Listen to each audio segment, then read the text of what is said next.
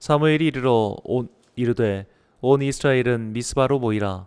내가 너희를 위하여 여호와께 기도하리라 하매 그들이 미스바에 모여 물을 길어 여호와 앞에 붓고 그날 종일 금식하고 거기에서 이르되 우리가 여호와께 범죄하였나이다 하니라. 사무엘이 미스바에서 이스라엘 자손을 다스리니라. 이스라엘 자손이 미스바에 모였다 함을 블레셋 사람들이 듣고 그들의 방백들이 이스라엘을 치러 올라온지라. 이스라엘 자손들이 듣고 블레셋 사람들을 두려워하여 이스라엘 자손이 사무엘에게 이르되 당신은 우리를 위하여 우리 하나님 여호와께 쉬지 말고 부르짖어 우리를 블레셋 사람들의 손에서 구원하시게 하소서 하니 사무엘이 젖먹는 어린 양 하나를 가져다가 온전한 번제를 여호와께 드리고 이스라엘을 위하여 여호와께 부르짖음에 여호와께서 응답하셨더라. 사무엘이 번제를 드릴 때에 블레셋 사람이 이스라엘과 싸우려고 가까이 오매 그날에 여호와께서 블레셋 사람에게 큰 우레를 발하여 그들을 어지럽게 하시니 그들이 이스라엘 앞에 패한지라. 이스라엘 사람들이 미스바에서 나가서 블레셋 사람들을 추격하여 벳갈 아래에 이르기까지 쳤더라. 사무엘이 돌을 취하여 미스바와 센 사이에 세워 이르되 여호와께서 여기까지 우리를 도우셨다 하고 그 이름을 에벤에셀이라 하니라. 아멘. 도움의 돌에서 믿음의 반석이라는 제목으로 하나님의 말씀 선포하겠습니다. 깨닫다는 뜻을 가진 한자어 각은 배울 학자 밑에 볼견이 합쳐진 단어입니다. 배움에 따라 보는 것이 달라지는 것, 그것이 깨달음이라는 뜻입니다. 그런 점에서 믿음은 깨달음입니다. 신앙의 세계, 믿음의 세계로 들어와 보니 보는 것이 달라지는 겁니다. 신앙인은 관점이 다릅니다. 관점이 다르니 해석도 달라집니다. 믿지 않은 이들은 행운을 감사하죠. 우연이라고 생각합니다. 또는 내 노력의 결과나 성취라고 생각합니다. 그러나 신앙인은 다릅니다. 신앙인은 이 일 뒤에 계신 하나님의 섭리를 보게 됩니다. 깨닫고 나니 하나님의 선하심과 인도하심이 보이기 시작합니다. 그것을 깨달은 신앙인은 감사하게 됩니다. 감사라는 한자어가 어떻게 만들어졌는지 저는 궁금합니다. 이 사자는 사죄하다, 살해하다는 사자입니다. 부끄러워하다는 뜻도 있습니다. 감사는 부끄러운 마음, 사죄하고 싶은 마음, 보답하고 싶은 마음입니다. 그런 마음이 왜 생길까요? 내가 이런 사랑을 받을 자격이 없는데, 내가 이런 보살핌을 받을 자격이 없는데 그런 마음에서 감사가 나오는 겁니다. 진짜 감사는 내가 죄인임을 깨달은 사람, 그리고 그 죄인에게 가함없이 베푸시는 하나님의 은혜를 해석할 수 있는 믿음의 사람만이 할 수 있습니다. 오늘 말씀은 죄를 깨닫고 하나님께 간구한 자들에게 베푸신 은혜의 이야기를 전해주고 있습니다. 엘리 제사장이 이스라엘의 사사였을 때 일입니다. 사사는 이스라엘이 지파 연합체였던 시절에 민족 지도자였습니다. 그들은 군사를 이끌고 싸우는 자들이었으며 백성들의 일을 판단하는 재판관이기도 하였습니다. 그때 블레셋과 전쟁이 일어났습니다. 이스라엘 군대는 에벤에셀이라는 곳에 진을 쳤고 블레셋도 아벡이라는 곳에 진을 쳤습니다. 사무엘상 1장 4장 1절 하반절 말씀입니다. 이스라엘은 나가서 블레셋 사람들과 싸우려고 에벤에셀 곁에 진치고 블레셋 사람들은 아벡에 진쳤더니 전투가 시작되었습니다. 이스라엘은 블레셋에게 패하여 4,000명의 전사자를 내고 후퇴하였습니다. 이스라엘 장로들은 어떻게 하면 승리할 수 있을까 논의했습니다. 그들은 하나님의 장막, 성막에 있는 실로에서 언약궤를 들고 오면 이길 수 있다라고 결론을 내립니다. 그들은 마치 여리고성이 무너졌던 것처럼 언약궤 그 자체에 특별한 힘이 있다고 믿었습니다. 엘리의 아들 홈니와 비느하스가 언약궤를 들고 왔습니다. 온 백성은 환호하며 이제 승리하리라 믿었습니다. 다시 큰 전투가 일어났습니다. 그 결과가 4장 10절에서 11절에 나와 있습니다. 블레셋 사람들이 쳤더니 이스라엘이 패하여 각기 장막으로 도망하였고 사륙이 심히 커서 이스라엘의 보병에 엎드러진 자가 3만 명이었으며 하나님의 괴는 빼앗겼고 엘리의 두 아들 홈니와 비느하스는 죽임을 당하였더라. 3만 명이 죽었습니다. 제사장들도 죽었습니다. 무엇보다 하나님의 힘이 담겨 있다고 믿었던 언약궤를 빼앗겼습니다. 자, 그런데 빼앗긴 이후 놀라운 일이 일어납니다. 빼앗겼던 언약궤가 스스로 돌아온 겁니다. 하나님께서는 신묘막측한 계획과 능력으로 빼앗겼던 언약궤가 다시 돌아오게 하셨습니다. 그 광경을 이스라엘 모든 백성이 보고 깨달았습니다. 아, 우리가 믿는 하나님은 사람의 손으로 통제할 수 있는 분이 아니시구나. 그분께서 하시면 하시는 것이요, 그분께서 하지 않으면 할 수 없는 것이구나 라는 깨달음이었습니다. 그 깨달음을 갖고 자신을 돌아봅니다. 사무엘상 7장 2절 말씀입니다. 괴가 기럇 여아림에 들어간 날부터 20년 동안 오래 있은지라 이스라엘 온 족속이 여호와를 사모하니라. 여기서 사모하다라고 번역한 히브리어는 나하흐입니다. 이 단어는 구약 성경에 3번밖에 나오지 않습니다. 이 단어는 슬피 울다, 애통하다는 뜻입니다. 그래서 NIV 성경은 이 단어를 mourned and sought라고 번역했습니다. 슬퍼하며 바라봤다는 뜻입니다. 그들은 하나님 앞에서 자신의 죄를 보게 되었습니다.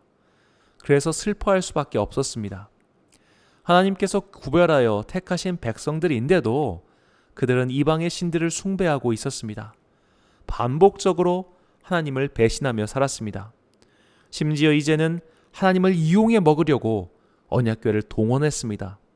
죄스러운 마음이 생겼습니다. 우리가 잘못했구나라는 생각과 슬픔이 번져갔습니다.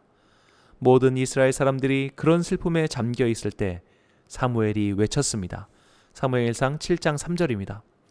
사무엘이 이스라엘 온 족속에게 말하여 이르되 만일 너희가 전심으로 여호와께 돌아오려거든 이방신들과 아스타롯을 너희 중에서 제거하고 너희 마음을 여호와께로 향하여 그만을 섬기라. 그리하면 너희를 블레셋 사람의 손에서 건져내시리라. 아멘. 자, 이제는 슬퍼하지만 말고 울지만 말고 행동을 바꿔라. 결단을 내려라. 이렇게 촉구합니다. 사무엘의 말에 이스라엘 백성은 응답합니다. 회개하고 돌이켰습니다. 사무엘은 다시 백성들을 모았습니다. 이스라엘 백성들이 모였다는 소식을 들은 블레셋 사람들은 군대를 이끌고 쳐들어옵니다. 전쟁이 일어났고 이스라엘 백성은 블레셋을 물리치고 승리합니다. 그리고 승리한 장소에 돌을 세우고 그 돌의 이름을 에벤에셀이라고 지었습니다. 아까 언약궤를 빼앗긴 장소의 지명도 에벤에셀이죠. 그리고 20년의 세월이 지나 승리한 돌의 이름을 에벤에셀이라고 지었습니다. 사무엘상 4장 1절과 오늘 본문 12절을 읽겠습니다. 이스라엘은 나가서 블레셋 사람들과 싸우려고 에벤에셀 곁에 진치고 블레셋 사람들은 아벡에 진쳤더니 7장 12절 사무엘이 돌을 취하여 미스바와 센 사이에 세워 이르되 여호와께서 여기까지 우리를 도우셨다 하고 그 이름을 에벤에셀이라 하니라. 4장 1절의 에벤에셀은 지명이고 7장 12절의 에벤에셀은 사무엘이 명명한 기념비의 이름입니다. 인생을 살아가는 동안 각자 추억의 장소가 생길 겁니다. 그 추억은 아름답고 행복한 기억일 장소일 수도 있고 추하고 피하고 싶고 지워버리고 싶은 기억도 있을 겁니다. 20년 동안 이스라엘 사람들에게 에벤에셀은 지워버리고 싶은 기억이었습니다. 생각하고 싶지도 않은 곳이었습니다. 그런데 그곳이 승리의 장소, 영광의 기억으로 바뀌었습니다. 하나님께서는 그들의 패배를 승리로 바꾸셨습니다. 그들의 치욕을 영광으로 바꾸셨습니다. 그래서 사무엘은 이 모든 것은 하나님께서 도우셔서 가능했다. 하나님께서 우리를 도우셔서 패배가 승리로, 치욕이 영광으로 바뀌었다는 고백을 한 돌을 세워서 이름을 정함으로써 고백한 것이죠. 그 돌의 이름이 에벤에셀이었던 겁니다. 에벤에셀은 두 가지 단어가 합쳐진 말입니다. 에벤은 돌이고 에셀은 돕다라는 뜻의 아자르 혹은 에제르의 변형입니다. 에제르는 명사형이고 아자르가 동사형입니다. 오늘 우리는 한 해를 돌아보고 지금까지 도와주신 하나님의 은총에 감사하는 추수감사주일을 맞이하였습니다. 이 추수감사주일에 돕다라고 번역한 히브리어 아자르를 살펴보고자 합니다. 이 사무엘상 7장 이후 유대인의 이름에 아자르가 많이 나옵니다. 성경에 기록된 이름만 30명이 넘습니다. 우리도 이름을 지을 때 유행하는 이름이 있지 않습니까? 그런 식으로 이 아자르라는 이름을 쓰는 사람이 굉장히 많았습니다. 성경에 나온 인물들 중 아자르라는 단어의 이름을 가진 사람 중에 유명한 사람 3명을 뽑았습니다. 우리는 그들의 삶을 통해 우리가 지금까지 살면서 받았던 하나님의 도움과 손길은 무엇이었는지 깨닫고 앞으로도 그 도움과 은총을 구하며 살기를 간절히 소망합니다. 첫 번째로 소개할 사람은 남유다 왕국의 왕 아사랴입니다. 열왕기하 15장 1절에서 2절 말씀입니다. 이스라엘 왕 여로보암 제27년에 유다 왕 아마샤의 아들 아사랴가 왕이 되니 그가 왕이 될 때에 나이가 16세라 예루살렘에서 52년간 다스리니라. 그의 어머니의 이름은 여골리아라 예루살렘 사람이더라. 아멘. 아사랴 왕은 무려 52년 동안이나 유다 왕국을 다스렸습니다. 물론 그가 이른 나이에 왕위에 오른 것도 있지만 경이적인 통치 기간임은 분명합니다. 조선 왕조에는 총 27명의 임금이 있었는데요. 이 중 재위 기간이 가장 긴 사람은 영조입니다. 51년 동안 다스렸습니다. 두 번째가 영조의 아버지 숙종입니다. 45년. 세 번째는 고종 임금입니다. 43년. 네 번째는 선조 임금으로 40년을 재위했습니다. 조선 왕조 500년 동안 40년 동안 통치한 왕도 고작 4명밖에 없습니다. 남유다 왕국은 350년 동안 20명의 임금들이 다스렸습니다. 그중 가장 길게 통치한 왕이 므낫세입니다. 55년이죠. 그리고 그 다음이 아사랴 임금으로 52년입니다. 아사와 요아스가 각각 41년, 40년을 다스렸습니다. 므낫세의 통치 기간이 가장 길었지만 므낫세의 통치 55년을 탁월함의 증거라고 생각하긴 않습니다. 그는 포로로 끌려가는 등 나라가 재기능을 했다고 보기 어려운 때에 다스렸기 때문이죠. 마치 조선시대도 고종 임금이 오래 통치했지만 사실상 그가 제대로 통치한 기간은 거의 없습니다. 아버지, 외척, 나머지는 외세에 시달리다가 무늬만 임금인 채 퇴위하지 않았습니까? 므낫세의 오랜 통치도 그런 식으로 볼 수 있습니다. 하지만 나머지 40년 이상 재위한 아사, 요아스, 그리고 아사랴는 성경에 좋은 평가를 받고 있습니다. 이 40년을 넘어 무려 52년 동안 유다 왕국을 다스렸던 방법이 무엇이었을까요? 그 이유가 역대하 26장 4절에서 5절에 나옵니다. 우시야, 이 우시야는 아사랴의 다른 이름입니다. 우시야가 그의 아버지 아마샤의 모든 행위대로 여호와 보시기에 정직하게 행하며 하나님의 묵시를 밝히 하는 스가랴가 사는 날에 하나님을 찾았고 그가 여호와를 찾을 동안에는 하나님이 형통하게 하셨더라. 아멘. 역대하는 아사랴의 이름을 우시야라고 소개합니다. 이것은 마치 예루살렘의 다른 이름이 여수론인 것과 같습니다. 우리도 예전에 호가 있고 자가 있지 않았습니까? 그런 식으로 생각하면 될 것 같습니다. 이 아사랴가 나라를 오랫동안 잘 다스렸습니다. 그 이유가 하나님의 묵시를 밝히 하는 스가랴 선지자가 있었기 때문이라고 성경은 말하고 있습니다. 이 스가랴는 구약 성경 스가랴서의 저자가 아닙니다. 그냥 동명이인입니다. 우리는 이 설명을 통해 우리가 하나님의 지속적인 도움, 즉 에베네셀의 은혜를 누리기 위해 필요한 것이 무엇인지 깨닫게 됩니다. 우리는 말씀에 도움을 줄 사람, 영적인 멘토가 필요합니다. 이 멘토가 교회 목사님일 수도 있고 가깝게 지내는 성도일 수도 있습니다. 직분이 무엇인지 그것은 관계없습니다. 중요한 것은 내 문제를 정말로 하나님의 마음과 시선을 갖고 설명해주고 조언해줄 사람이 필요하다는 겁니다. 조언자는 나와 가까이 있지만 나는 아닙니다. 그래서 객관적인 시선으로 문제를 바라보는 게 가능하죠. 내가 그릇된 방향으로 갈 때는 따끔하게 혼을 내줄 수 있는 사람이어야 합니다. 신앙에 의문이 생길 때는 바르게 지도해 줄 수 있는 사람이어야 합니다. 그런 조언자가 있다면, 신앙의 멘토가 있다면 그는 정말로 행복한 사람입니다. 자신이 출석하는 교회의 목사가 내 신앙의 멘토야 라고 말하는 성도가 정말 몇 명이나 될까요? 크고 유명한 교회 다니면 그 목사님이 나의 멘토야 라고 말할 수 있겠습니까? 불가능합니다. 왜냐하면 그 목사님은 성도를 모르기 때문입니다. 성도를 개인적으로 모르는데 어떻게 그에게 멘토 역할을 맡길 수 있겠습니까? 영적 지도자, 영적 조언자란 그가 어느 정도 수준에 도달한 사람이면서 동시에 나를 잘 알고 있어야 합니다. 그래야 나에게 맞춤 조언을 해줄 수 있는 것이죠. 아사랴에게 스가랴는 그런 조언자였습니다.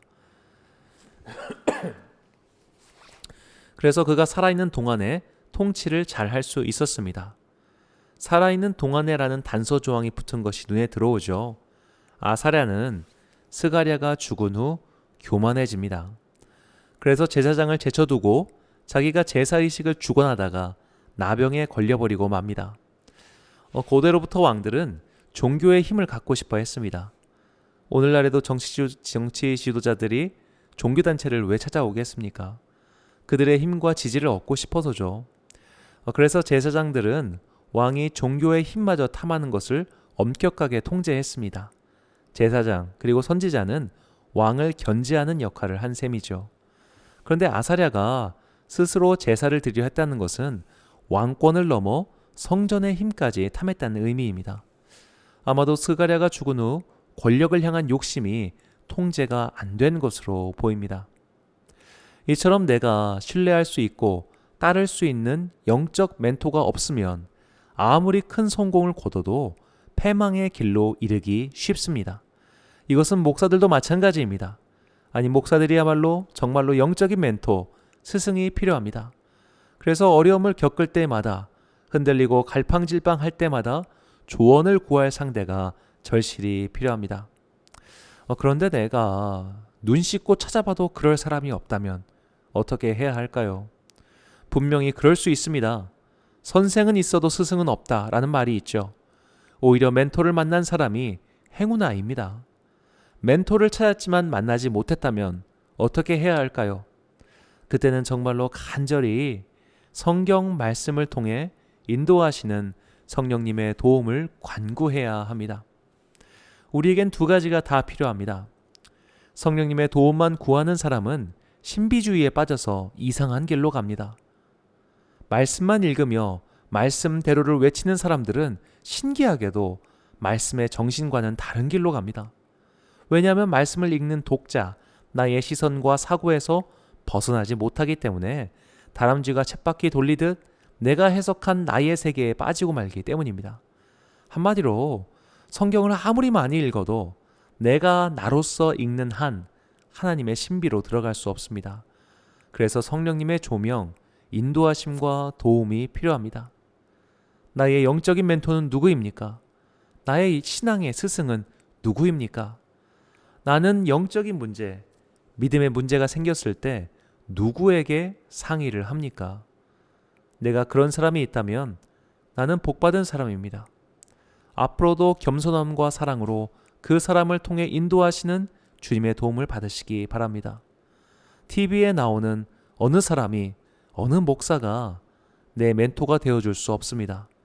그는 그의 이야기를 할 뿐 나의 이야기를 들을 수 없으니까요. 영적인 조언은 결코 일방통행이 될 수 없습니다. 영적인 멘토가 없을 수 있습니다. 시끄럽고 분란 많은 교회에 다니는 성도님들은 안타깝게도 그런 멘토를 만난 적이 없을 겁니다. 그런 분들은 성령님의 도움을 구하며 말씀 속에서 답을 찾으시기 바랍니다. 그래야 지금까지 도와주신 하나님을 굳게 믿으며 앞으로도 도와주시는 주님의 손을 붙잡고 갈 수 있기 때문입니다. 사랑하는 성도 여러분, 믿음의 멘토를 찾으십시오. 그리고 멘토가 있음에 감사하십시오. 안타깝게도 그런 사람이 없다면 성령님의 조명을 바라며 말씀을 탐독하십시오. 지혜의 영이신 성령님께서 말씀을 통해 갈 길을 밝히 인도해 주실 겁니다. 사람을 통해 말씀을 통해 성령을 통해 우리를 이끄시고 도우시는 주님의 은총이 함께 하시길 축원합니다. 두 번째로 소개할 사람은 다니엘서에 등장하는 다니엘의 동료 중 한 명인 아사랴입니다. 앞선님과 똑같은 이름이죠. 남유다 왕국 말기에 바벨론 왕 느부갓네살은 유다의 왕족과 귀족 중 쓸만한 아이들을 선별하여 왕궁으로 데려옵니다. 자기 왕국의 동량으로 키울 생각이었습니다. 그렇게 선별된 유다 출신 아이들 중 다니엘, 미사엘, 하나냐, 아사랴라는 소년들이 있었습니다. 바벨론 왕국의 환관장은 그들의 이름을 벨드사살, 사드락, 메삭, 아벳느고로 바꿔 불렀습니다. 저도 이 성경 퀴즈 때문에 이름을 이렇게 외워서인지 사드락, 메삭, 아벳느고가 입에 붙어 있습니다. 하지만 이건 당사자에게 치욕스러운 이름입니다. 유다식 이름은 그 뜻이 모두 하나님과 관련이 있었습니다. 그러나 바벨론식 이름의 뜻은 모두 이방 신들의 이름과 관련이 있습니다. 이것은 마치 우리도 수십 년 전 일제히에 창씨 개명을 당했는데 그 창씨 개명된 이름으로 인물을 기억하는 것과 마찬가지입니다. 윤동주의 이름을 일본식으로 기억하고 있으면 윤동주에게 얼마나 미안합니까? 이 4명 다니엘, 미사엘, 하나냐, 아사랴는 타국으로 끌려와 억지로 이름을 바꾸었고 그들의 문화 속에서 살아야 했습니다. 성경은 그들을 소년이라고 소개합니다. 이 4명은 기껏해야 10살 남짓의 어린아이들이었다는 말이죠. 그들이 끌려와서 2년 정도 되었을 때 왕궁에 큰일이 일어났습니다. 바벨론 왕 느부갓네살이 꿈을 꿨는데 아침에 일어나니 그 꿈이 생각나질 않았습니다.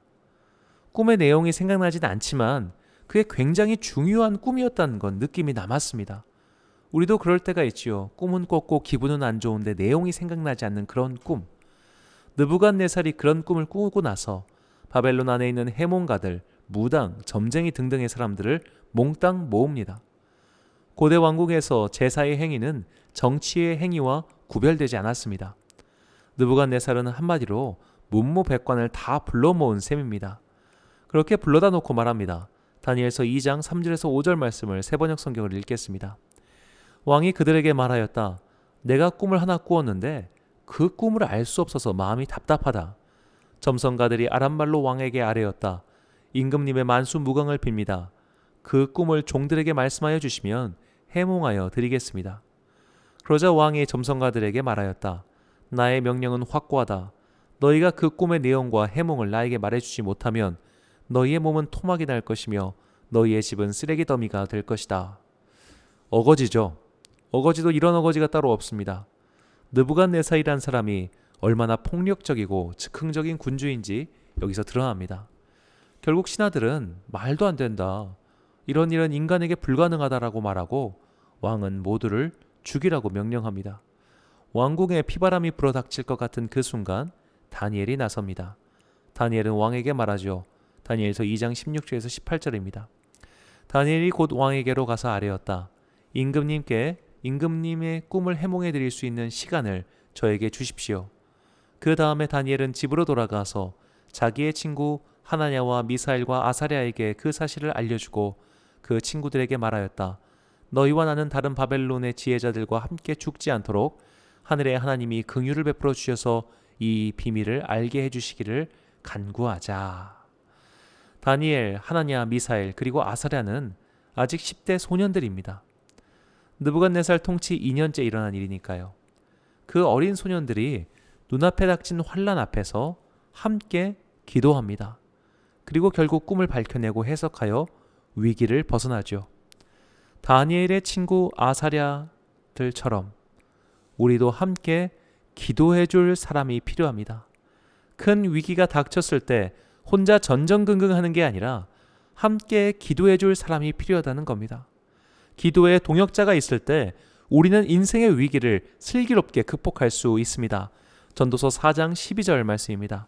한 사람이면 패하겠거니와 두 사람이면 맞설 수 있나니 세 겹줄은 쉽게 끊어지지 아니하느니라. 아멘. 기도를 나누고 함께 기도해 줄 동역자들이 있다는 것이 얼마나 감사한 일입니까?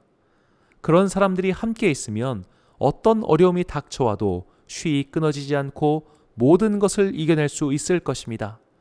의인의 간구를 들으시는 하나님, 주님의 백성들의 간구를 들으시는 하나님께서는 함께 모여서 간절히 외치는 기도를 결코 외면하지 않으십니다.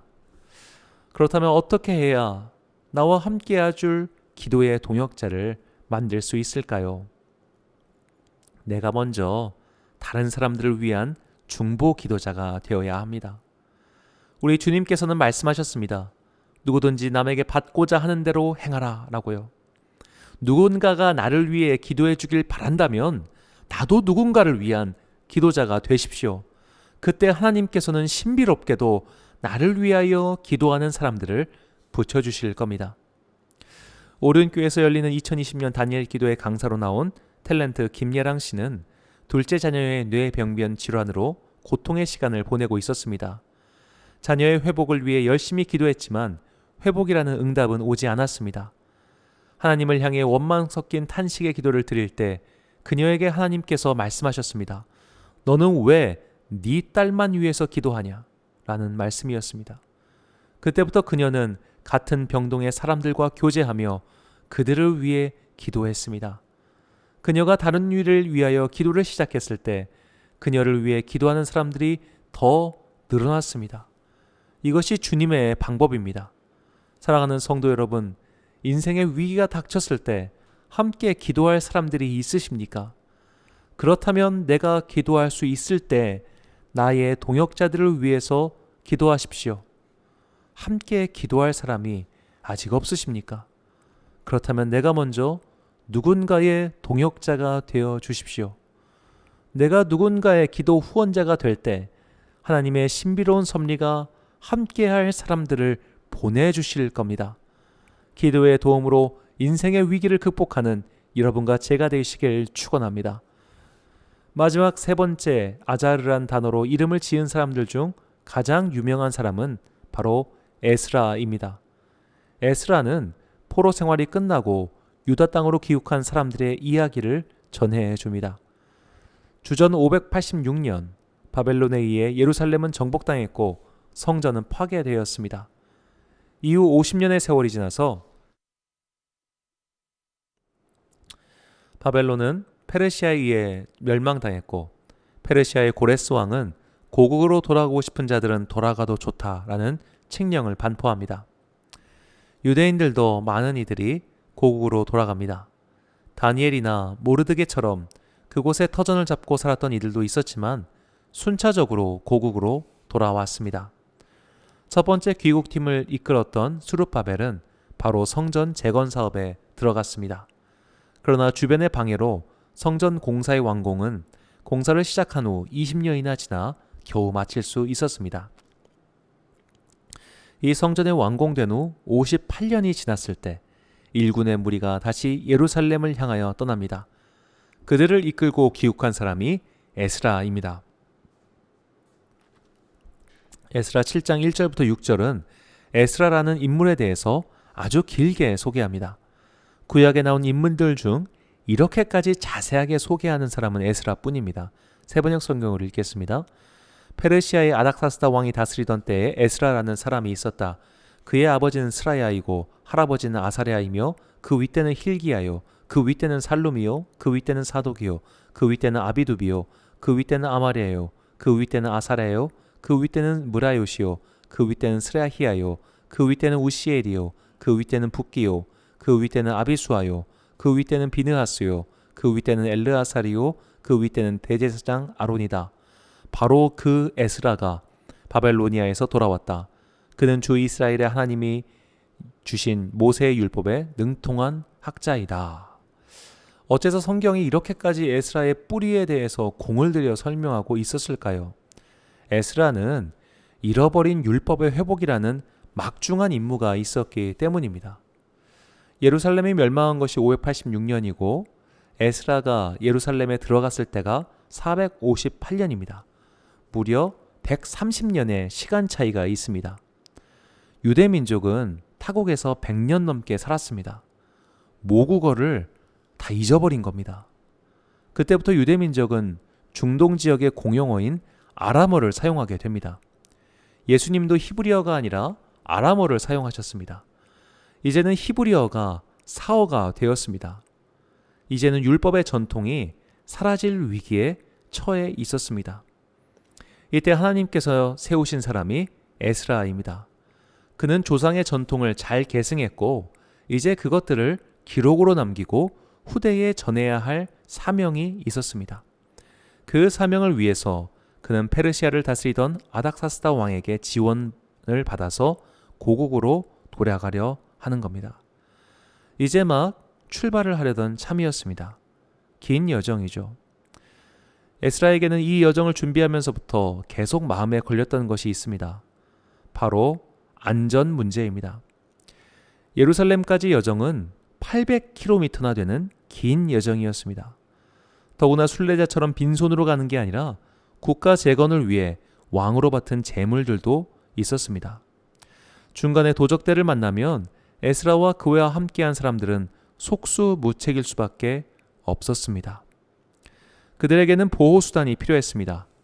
에스라는 왕에게 당신의 병사들로 우리들의 여정을 지켜달라고 부탁할 수 있었습니다. 그러나 에스라는 그렇게 하지 않았습니다. 에스라 8장 22절에서 23절 말씀입니다. 왕에게는 우리가 이미 하나님을 찾는 사람은 하나님이 잘 되도록 보살펴 주시지만 하나님을 저버리는 자는 하나님의 큰 노여움을 피하지 못한다고 말한 바가 있어서 우리가 돌아가는 길에 원수들을 만나게 될지도 모르니 보병과 기병을 내어달라는 말은 부끄러워서 참아할 수 없었다. 그래서 우리는 금식하면서 안전하게 귀국할 수 있도록 보살펴 주시기를 하나님께 간절히 기도드렸으며 하나님은 우리의 기도를 들어주셨다. 아멘. 에스라는 왕 앞에서 하나님을 전했습니다. 지금 유대민족이 바벨론에게 패한 것은 우리의 죄 때문이지 우리가 섬기는 하나님이 약한 분이셔서가 아니었다고 말했을 겁니다. 이제 하나님께 드릴 예배를 회복하기 위해 거룩한 여정을 떠나는데 살아계신 하나님의 능력이 고작 페르시아 왕의 군대만도 못하다고 한다면 얼마나 부끄러울까요? 에스라는 그래서 아무런 군대도 없이 보호 수단도 없이 긴 여정을 출발합니다. 에스라는 백성들과 함께 기도하면서 이 길을 하나님께서 보호해달라고 간구합니다. 그리고 그 간구에 응답하신 하나님께서 그들의 여정을 지켜주셨습니다. 에스라는 자신의 이름처럼 도우시는 하나님께 기도했습니다. 에스라의 기도는 자신을 위한 기도가 아니었습니다. 그 기도는 하나님의 의를 위한 기도였습니다. 하나님의 의를 이루기 위해, 하나님을 찬양하기 위해, 온 만방이 하나님께 예배드리기 위해 에스라는 하나님께 구했습니다. 주님의 이름의 영광을 위하여 간구했습니다. 그때 하나님께서는 에스라와 그의 일행을 도와주셨습니다. 우리는 말씀의 도움을 받아야 합니다. 기도의 도움도 받아야 합니다. 그러나 무엇보다 가장 필요한 도움은 바로 하나님의 직접적인 도움입니다. 그 도움이 있을 때 기적이 일어납니다. 그렇다면 우리는 어떤 기적이 일어나게 해달라고 하나님께 기도해야 할까요? 불치병이 낫는 것입니까? 도저히 풀 수 없는 인생의 고난이 풀리는 것일까요? 그런 것일까요? 어떤 분의 이야기입니다. 남편이 암으로 고생을 했습니다. 남편을 하나님을 믿는 사람이 아니었습니다. 하지만 암에 걸리자 부인의 말을 듣고 기도하기 시작했습니다. 그러던 중 아내분의 지인을 통해 치유 은사가 있으신 목사님의 소문을 듣고 그 교회를 찾아갔습니다. 병에 걸린 남편분과 아내분은 목사님께 간절히 호소했습니다. 병에 낫기만 하면 교회도 등록해서 출석하겠다고 약속도 했습니다. 목사님은 그런 것과 관계없이 그저 불쌍한 영혼을 위해서 기도했습니다. 그리고 정말 그 남편분의 병이 나았습니다. 그러면 이제 어떻게 해야 될까요? 그 교회에 등록해서 그분들이 다녔을까요? 아닙니다. 두 분 다 약속을 지키지도 않았고 심지어 다시 찾아오지도 않았습니다. 기적의 감독은 오래가지 않습니다. 오히려 시간이 지나면 그것이 기적이 아니라 다른 요인이 아니었을까? 다른 무언가 때문에 병이 나은 게 아닐까라고 생각합니다. 그게 인간입니다. 그렇다면 우리가 기도해야 할 진짜 기적은 무엇일까요? 바로 영혼의 구원입니다. 하나님을 도무지 모르던 사람이 하나님을 만나 새 사람이 돼서 구원받는 것, 그것이야말로 기적 아닐까요? 영혼을 구원할 수 있는 의술이 있을까요? 영혼을 구원할 수 있는 과학기술이 있을까요? 영혼을 구원할 수 있는 교육 방법이 있을까요? 오직 하나님만이 영혼을 구원하십니다. 그것이 기적입니다. 하나님만 하실 수 있는 일이니까요. 그러므로 하나님의 확실하고 뚜렷한 도움, 하나님의 기적을 바라는 기도는 영혼 구원의 기도입니다. 우리가 영혼을 위하여 기도할 때 하나님의 기적은 이 땅 가운데 이루어집니다. 시편 79편 9절 말씀입니다. 우리 구원의 하나님이여 주의 이름의 영광스러운 행사를 위하여 우리를 도우시며 주의 이름을 증거하기 위하여 우리를 건지시며 우리 죄를 사하소서. 아멘. 사랑하는 로뎀교회의 성도 여러분, 내가 말씀의 도움을 구하고 기도의 도움을 구하고 하나님의 도움을 구할 때 하나님께서는 내가 쓰러진 그곳, 내가 패망한 그곳, 내가 있고 싶은 그곳에서 날 회복시켜 주십니다. 패배의 장소였던 에베네셀이 승리의 기록으로 탈바꿈하듯 하나님께서는 우리를 도우셔서 마침내 승리하게 하십니다. 지금까지 도와주신 하나님의 은혜를 돌아보십시오. 나에게 얼마나 많은 말씀의 도움이 있었습니까? 나에게 얼마나 많은 기도의 도움이 있었습니까? 그리고 무엇보다 죄인 중에 죄인이요 괴수인 나를 구원해 주신 하나님의 기적과 도우심은 얼마나 크고 놀랍습니까? 지금까지 도와주신 하나님께서는 반드시 내가 그분께 돌아갈 때까지 이 손을 놓지 않고 도와주십니다. 에베네셀, 도움에 돌합해서 하나님께 감사하십시다. 말씀의 인도자들을 통해 도와주신 하나님, 기도의 동역자들을 통해 도와주신 하나님, 그리고 하나님의 손으로 구원하여 주신 하나님, 그 하나님께서 앞으로도 우리를 도와주십니다.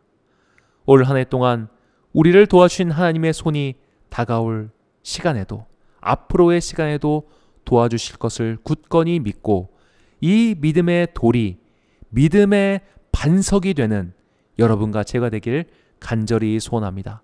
기도하겠습니다. 사랑과 은혜가 풍성하신 아버지 하나님, 주님께서는 지금까지 우리를 도우시고 지켜주셨습니다. 깊은 안개 같은 인생길 걸을 때마다 주님의 말씀으로 바르고 안전한 길을 걷게 해주셨습니다. 기도의 동역자들을 보내주셔서 인생의 위기가 닥칠 때마다 기도로서 승리하게 해주셨습니다. 무엇보다 죄로 인해 죽을 수밖에 없는 우리를 기적으로 구해주셨습니다. 십자가보다 더 큰 기적은 없습니다. 주님의 사랑보다 더 위대한 기적은 없습니다. 이렇게 주님께서 지금까지 우리를 도와주셨습니다. 살려주셨습니다. 주님 참 감사합니다. 앞으로도 성령님의 조명 가운데 말씀의 인도로 도와주옵소서. 나도 다른 일을 위한 기도의 도우미가 되겠습니다. 믿음의 삼겹줄은 끊어지지 않는다 하신 말씀을 붙들고 기도하겠습니다. 영혼 구원의 기적을 바라며 기도하겠습니다. 병의 치유, 엄청난 성공이 주님의 기적이 아니라 영혼이 변하여 구원받는 것이 가장 위대하고 큰 기적임을 깨닫고 영혼 구원을 위해 기도하는 복음의 나팔수가 되게 하옵소서. 주신 말씀을 기억하며 다시 한 해를 살겠습니다.